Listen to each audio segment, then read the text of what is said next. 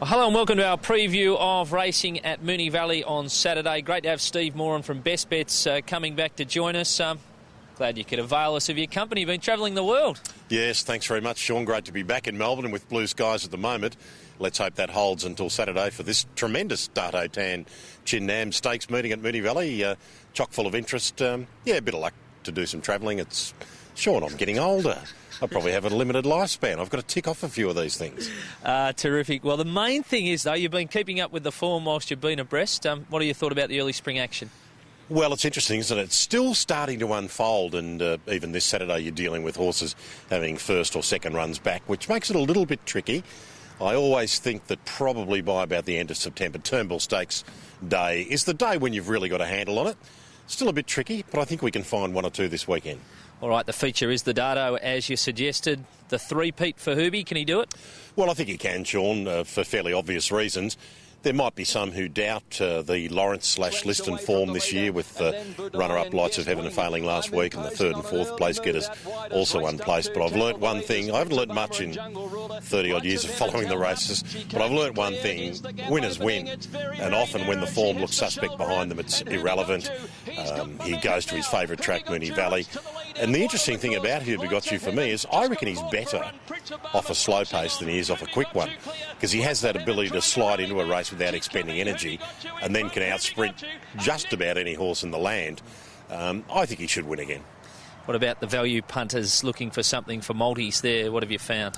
Well, I think you have to go with the predictable in Rekindled Interest and Red Colossus off their runs in the Memsey. They'll both run very well here, and Red Colossus from the outside gate will probably roll forward. There doesn't look to be a lot of pace in the race. That might give him a little advantage. So I don't know whether there is a lot of value. They'll probably be 1, 2, 3 in the market. Beyond those, maybe Magical Pearl, who ran fourth in this race 2 years ago and ran second to Spacecraft in the 1600, or the 1500 as it was then last year.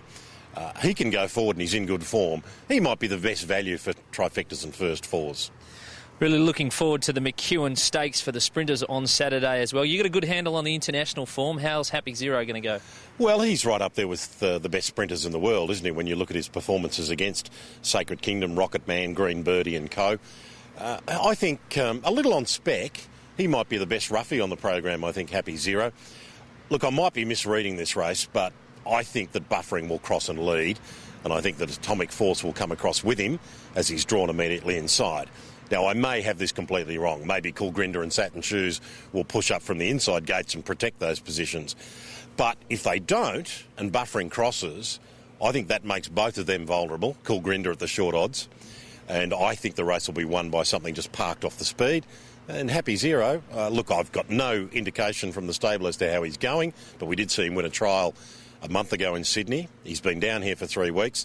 I did hear Wayne Hawke say on air that he's settled in really well here. I reckon he's worth having something on it. He'll be $10 or $11. The stock stakes for the mares there. King's Rose, impressive first up.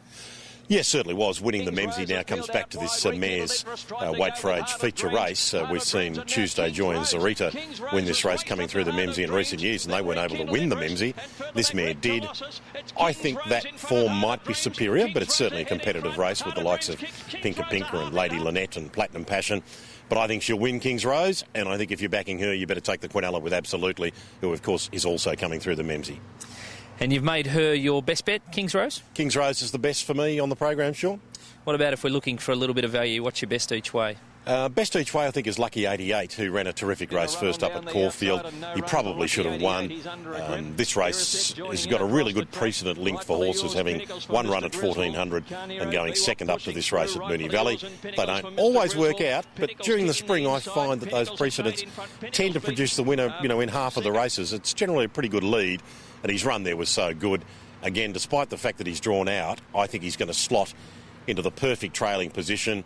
We go back to this meeting last year, the rail went back to the true, but it was very much a swooper's track.